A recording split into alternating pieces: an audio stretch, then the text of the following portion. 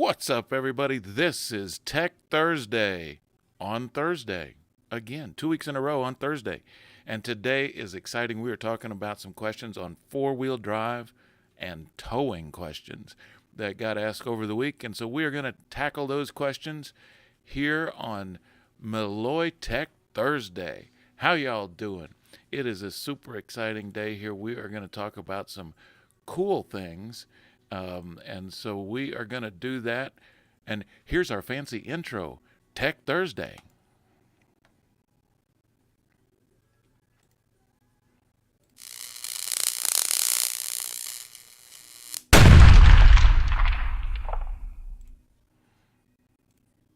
See, that was cool, wasn't it?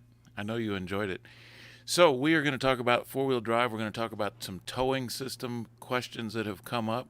And we are going to start right now. So we're going to talk about the difference between four-wheel drive and all-wheel drive. We've got some questions about what's the difference, what's better for what. And so we're going to take a look at some things. Now, full disclosure, I'm going to use a lot of information from Jeep because Jeep gives us a lot of information because they got all kinds of different four-wheel drive systems. But in equal time, Chevy has a great four-wheel drive systems.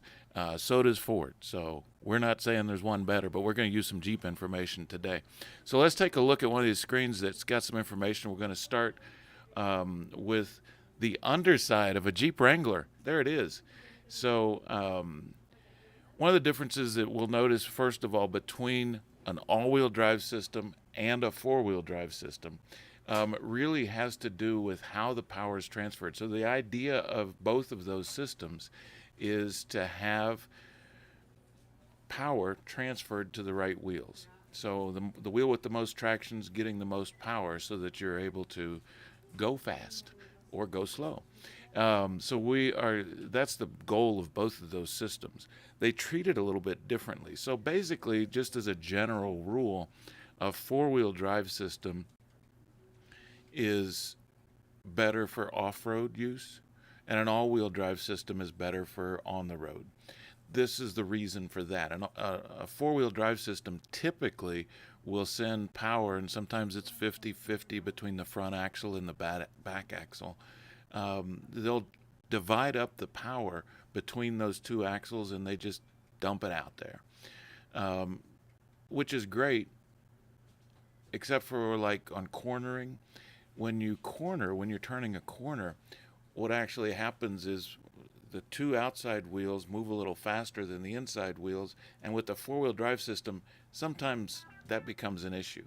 So an all-wheel drive system actually transfers power automatically between the wheels that have the most traction and also the wheels that are spinning faster. So as a general rule, that's the case. Now, there are some exceptions to that rule. But for our purpose today, that's what we're going to say. A four-wheel drive system usually has a transfer case, which transfers the power between the axles. And it's usually manually engaged, although there are automatic four-wheel drive systems as well. For instance, in a Wrangler, most Wranglers have just the shift. You gear shift into four-wheel drive, or you can shift into manual shift into low or neutral. Whereas other systems are automatic or may have some other controls that are there. And we're going to take a look at them. So this is the underside that we're looking at of a Wrangler. And the Wrangler typically has that four-wheel drive system, which has that transfer case in it. And we're going to scroll down. Scrolling. But here's some of the different four-wheel drive systems and all-wheel drive systems that are available. So, for instance, on a Grand Cherokee, they call it a Quadra Drive 2. So it's a full-time four-wheel drive system. Again, this is one of the exceptions to that rule of, a full-time four-wheel drive system. They're out there.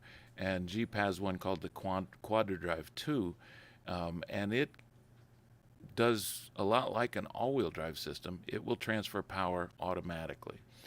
And for instance, like in the Compass has an all-wheel drive system. It's called Active Drive, and it's perfect for everyday driving. And then they also have the Jeep Active Drive low system, which gives you that low gear. And the low gear is, you're trying to get out of mud, or you're stuck in snow, or you're climbing rocks. That's where that low gear really comes into effect. And so that's what they've got. And then Wrangler has the command track again, and there's a picture of it. And this is why we're looking at the Jeep information, because they have pictures, and I like pictures. So there you can see the transfer case right in the middle of the two axles, and you engage it, transfers power between the two. Dun, dun, dun. And there's a Renegade. So the Renegade has an all-wheel drive system. Again, it's a Jeep Active Drive four-wheel drive system, but for the classification, it does not use that center transfer case. So we're going to call it an all-wheel drive system, even though Jeep calls it a Jeep Active Drive four-wheel drive system. And again, you can select different settings for tractions that are available.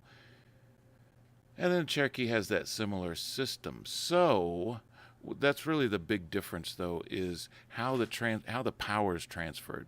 Now, there are also other all-wheel drive systems. You can get an all-wheel drive car like a Charger, right? You can get an all-wheel drive Charger, and typically those are all-wheel drive, and they're built for the road, and they're built to take traction during the rain or the snow and give you better control.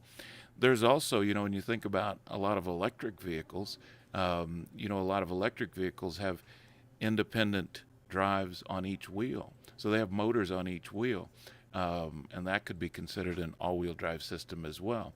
But basically it comes down to all-wheel drive is better for the road, four-wheel drive better for off-road. Although there are some crossovers. So that's the difference. That was the question, what's the difference? And that was a long way to answer that question, wasn't it? Holy cow. But that's kind of the difference.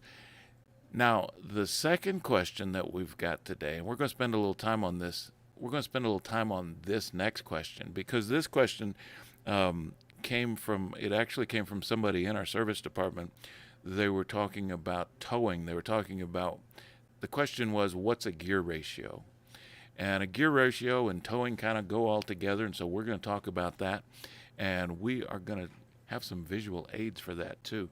But basically what this comes down to is what you're towing, what it weighs, and where you're going, because there are kind of different towing configurations for all of that. So we're going to take a look at that real quick, and we are going to click over here so you don't have to look at me anymore. Sorry about that. There we go.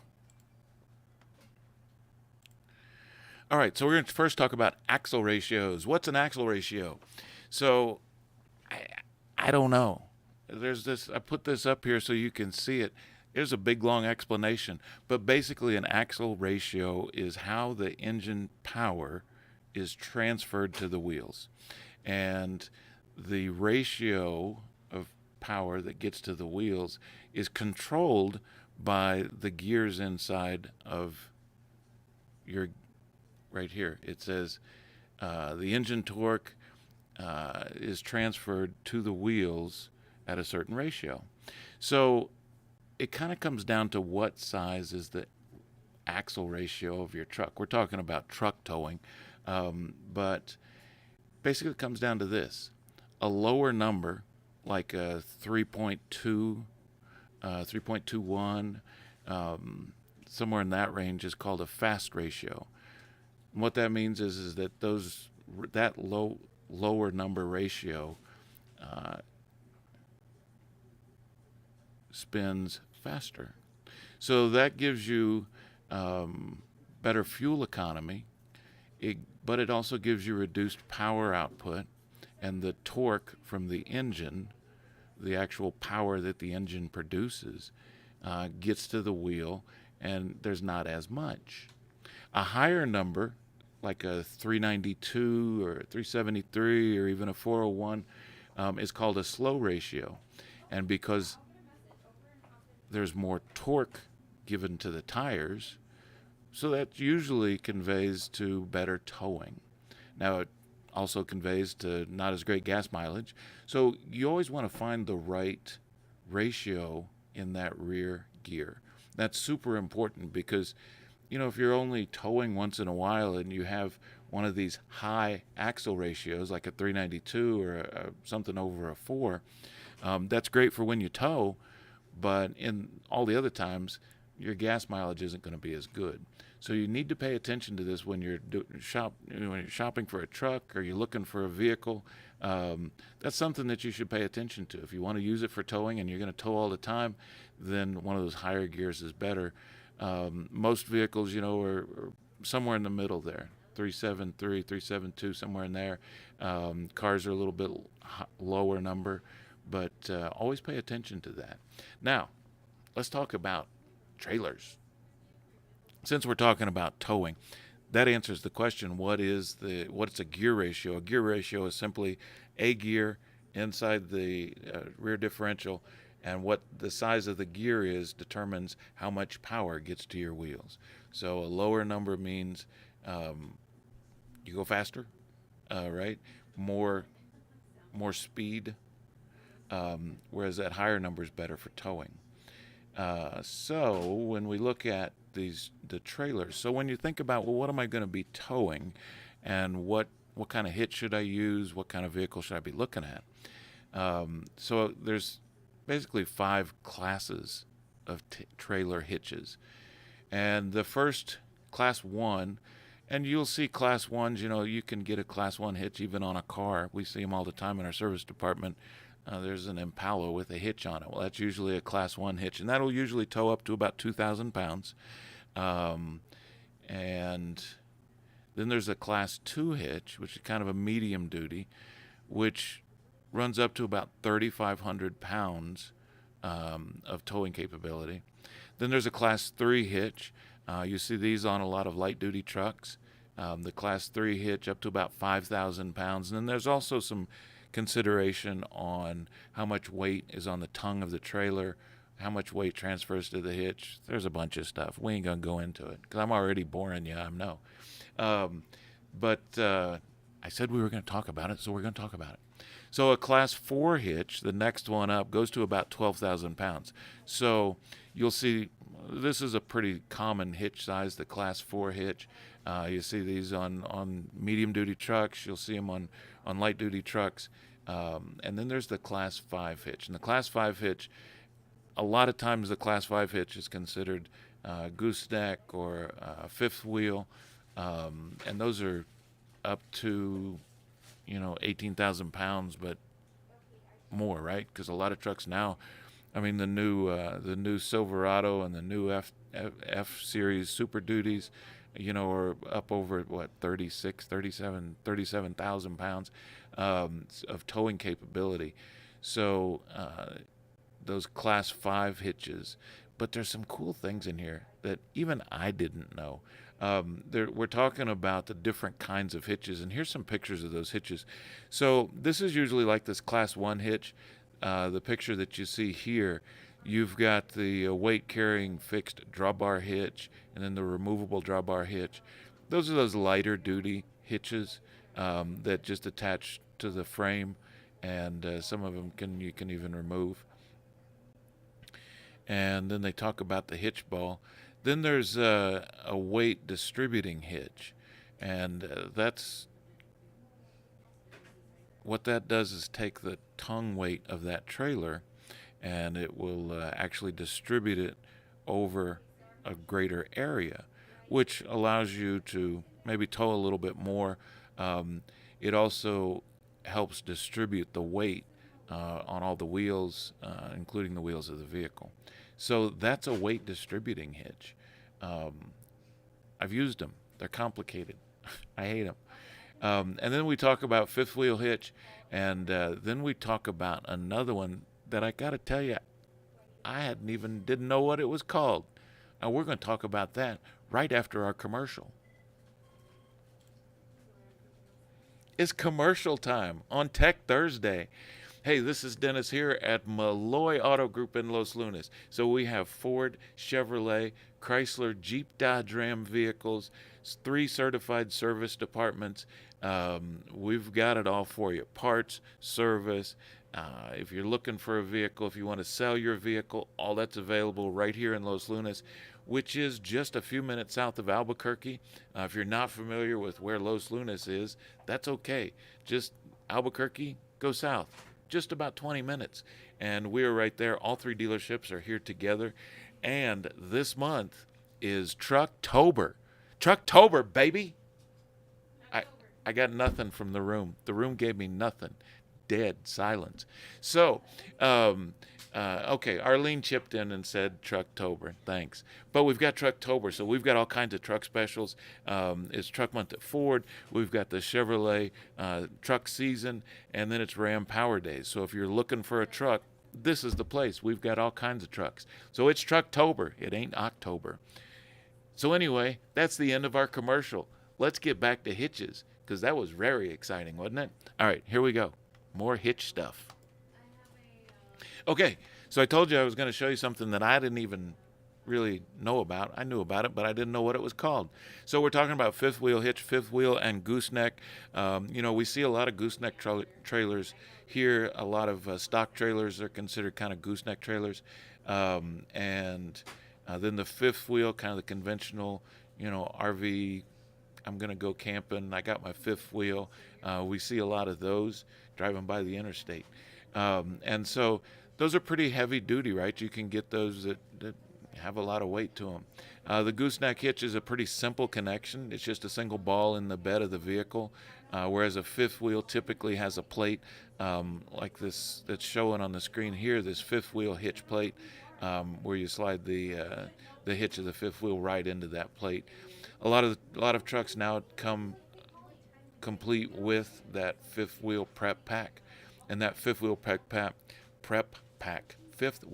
pack already has the connections available in the back of the bed.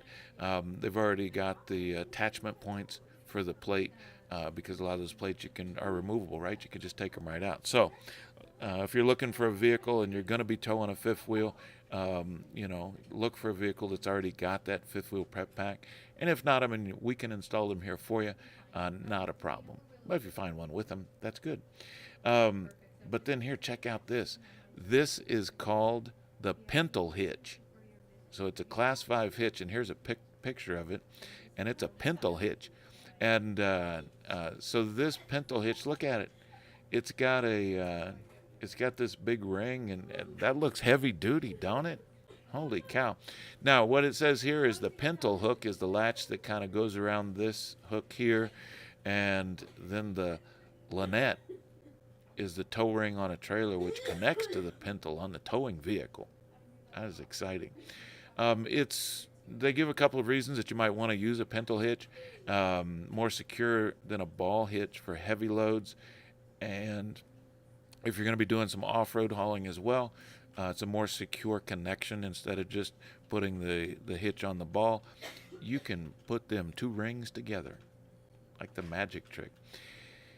And then in this section of this description that we got from Stellantis, from Ram, they gave us all of this information on the 1-2-5-12 rule of trailers. Jackson, did you know that there was a 1-2-5-12 rule of trailers? Sure. No, I didn't either. Here's the 1-2-5-12 rule. This is exciting. So, 1. It says 1 equals 1,000. Trailers over 1,000 pounds, it's recommended to have their own brakes. So you need to, if you're going to tow over 1,000 pounds, they recommend that you have a trailer brake separate from the car itself. The 2 in 1-2-5-12 equals 2,000. So trailers over 2,000 pounds require maximum engine cooling and a transmission cooler on the tow vehicle, as well as brakes. So that's the 2. And then 5 equals 5,000/500. For conventional trailers over 5,000 pounds of tongue weight or tongue weight over 500 pounds, a weight distributing hitch is recommended.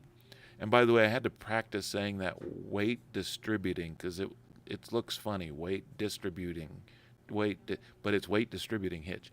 And that's the one that we showed you before, which kind of distributes that weight over a larger space on the hitch. And then the 12 is equal to 12,000 in the 1, 2, 5, 12 rule. Trailers over 12,000 pounds says must be gooseneck or fifth wheel. And there you go.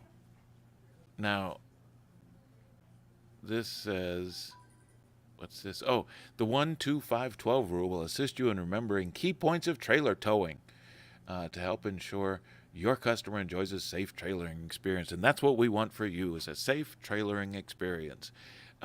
We see unsafe trailering experiences here all the time. They pull in because something broke, because they either had too much weight on the front of the trailer and damaged the axle or the tow hitch or whatever. Or you can go the other way. Too much weight in the back of the trailer and it lifts the wheels of the tow vehicle up because the trailer's tipping backwards, and that's unsafe as well. So be safe when you're trailering. Follow the 1, 2, 5, 12 rule, and everyone will be happy. So those are, and you know, I'm watching here, and I got no other questions. I was hoping we would have some questions by the time we got to this point in our discussion today, but I got no other questions. So four-wheel drive versus all-wheel drive system, simplistically, is simply just the difference between kind of how the power is transferred. Four-wheel drive systems typically are not all the time, although there are systems like the quadra-drive system that Jeep offers, and then there are four-wheel drive systems that Chevy and Ford offer. And then all-wheel drive systems are more automatic. Hardly any involvement by the driver is necessary. The system pretty much takes care of itself. Although there are systems that are considered all-wheel drive where you can control whether you go into four-wheel drive all-time or part-time or those kind of things. But it really depends on what you like.